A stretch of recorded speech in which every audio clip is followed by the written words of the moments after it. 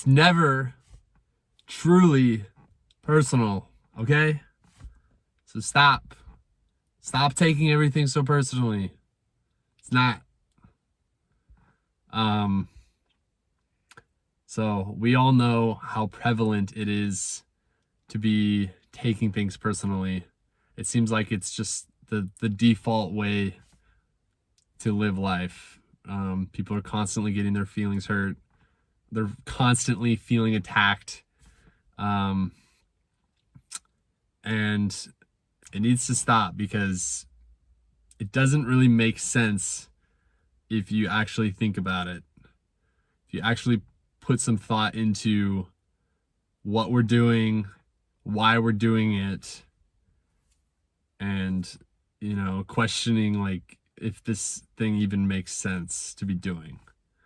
So my understanding is that the reason we take things personally is because we are constantly assuming that actions or things that are happening or words that are said to us are truly about us. We always make it about us, and it's like a reflection on our like worth and our like who we are. The thing is that's not true. It's never actually about us, ever. It's never about us.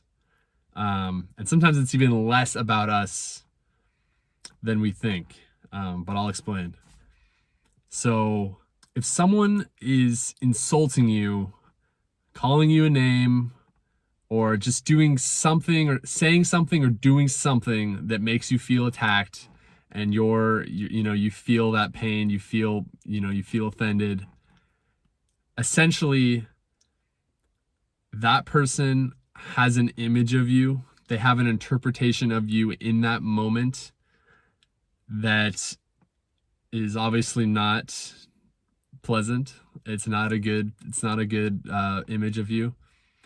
The thing is, that image that they have of you isn't you.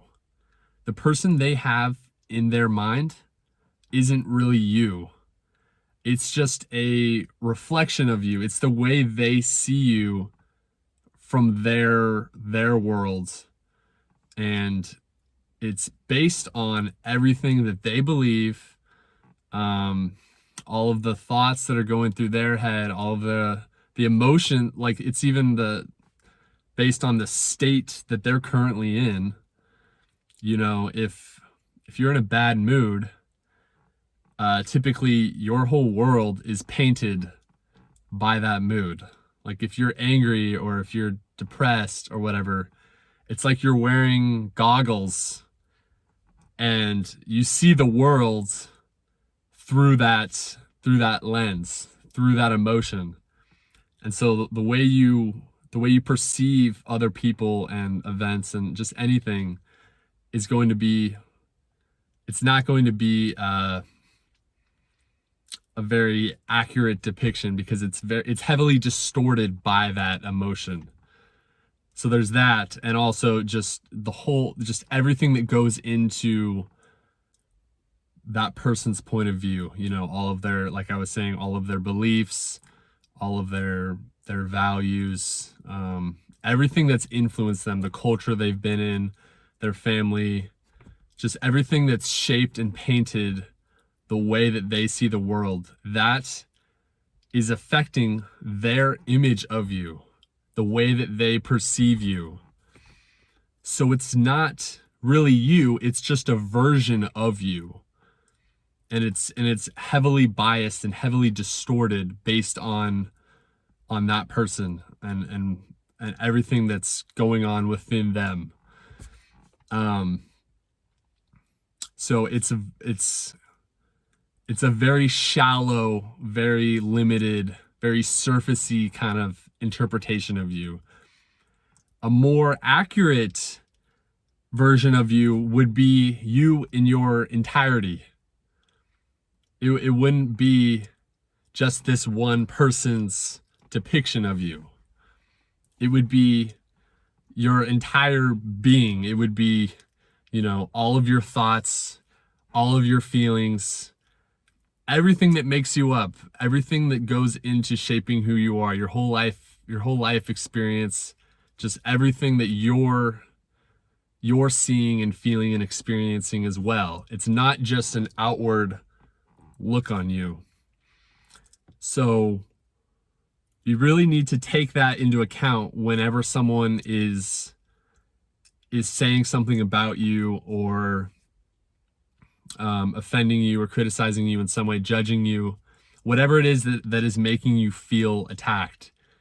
You have to take that into account, that they're coming from a very unique and specific angle, and it's heavily biased, and it's heavily distorted in a lot of ways, because it's, you know, they, like I was saying, they could obviously have a lot of like emotion that's influencing their interpretation of you, you know, in that moment. Or they could have a lot of beliefs that are not very true, or based in that are just very like fear-based, and just not a true depiction of reality, like, you know. So just the idea is that someone else's depiction of you, someone else's perception of you isn't you.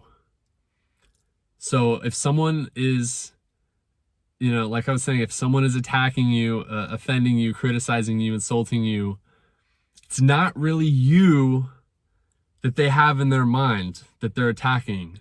It's a very limited, it's a very biased version of you in their head at that moment.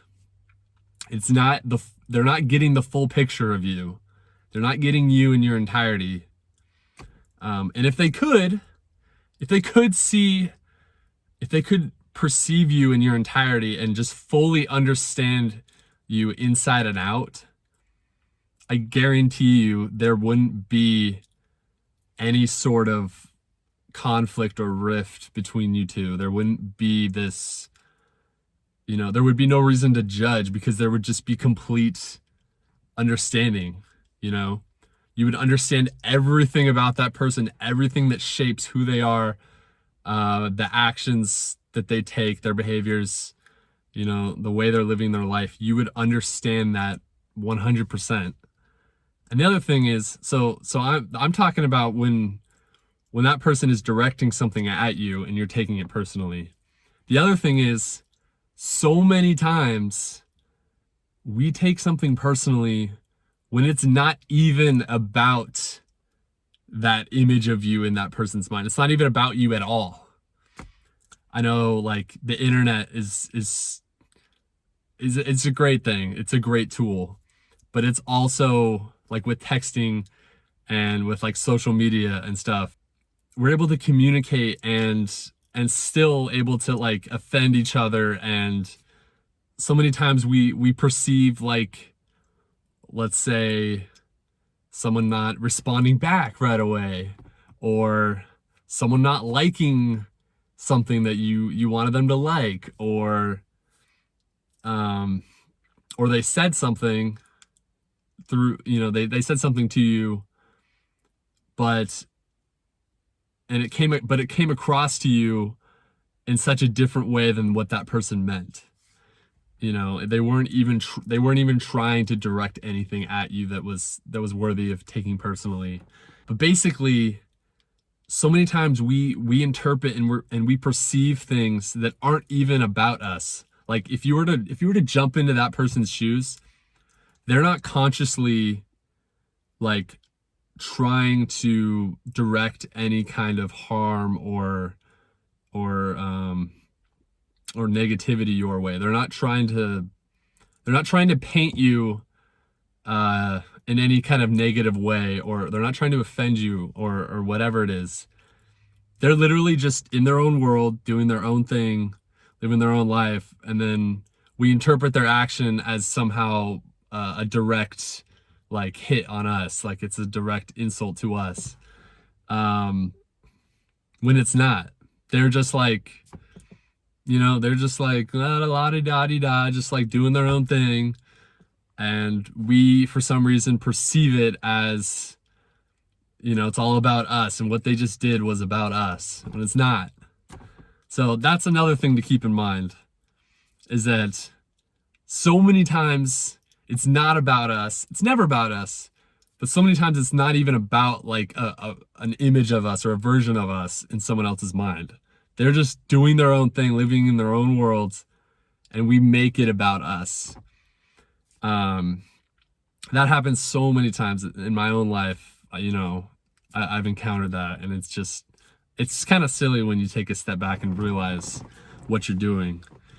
But it's also never about you, even if you think it's about you, even if it's more obviously directed at you or about you. It's not really, like I was saying, because it's more about that person and the version of you that they have in their head at that time. When I first read about this concept, like nothing is ever actually personal, it just blew my mind, because it really hit home to me. Like, it made so much sense, and I'm like, it was just so clear. Like, wow, like it's true. Like, it's not personal ever. It's just it requires a degree of awareness, and you know, you're able to kind of take a step back and realize like, oh wow, yeah, like that is what we're doing. But I read it in the Four Agreements the first time, and it was just like mind-blowing. So I think it has the potential, like if you can really grasp it and understand it for yourself, it really has the potential to give you so much more freedom in your life and so much more peace, because you're not playing this game anymore where you're trying to protect your self-image or defend yourself. You realize that everyone has a different image of you, even yourself. So much of the time, they're all just a different image. It's not really you in your entirety, though. It's not really you. And because it's not really you, it's not really personal. It's not truly personal. But it can still be good to hear people out, and hear what they have to say about you. They might be able to point something out to you that could be improved or worked on, whatever. Obviously, you're more likely to listen if you have a great relationship with that person and you're very close with them. But I'm not trying to say just ignore what people are saying, but just don't take it to heart like it's really reflection of you and your essence, and you need to feel bad. It's just a surface level look at you. It might be true, might not be true, to some extent, but you should be the judge of that, not that other person. So I would say, I mean, what works for me is being open to what other people have to say, but also you'll have a sense of like security in yourself, because you know that your point of view, your world is valid no matter what. It's very real. It's very valid. It can always, you can always work to improve yourself, improve your understanding of other people, and surface level things, but at the core of you're fine, dude.